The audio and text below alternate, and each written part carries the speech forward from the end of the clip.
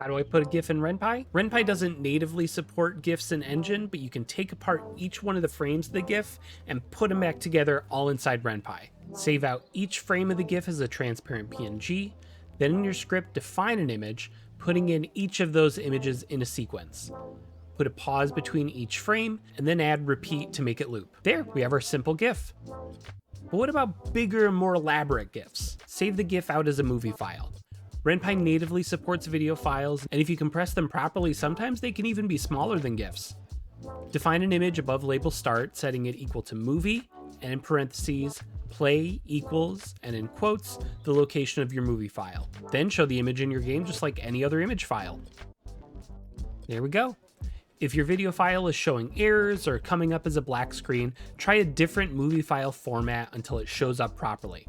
If you want to learn more elaborate ways to animate in Ren'py than just frame-by-frame animations, check out my transitions and animations tutorial right over here. I hope I answered your question, and thanks for watching.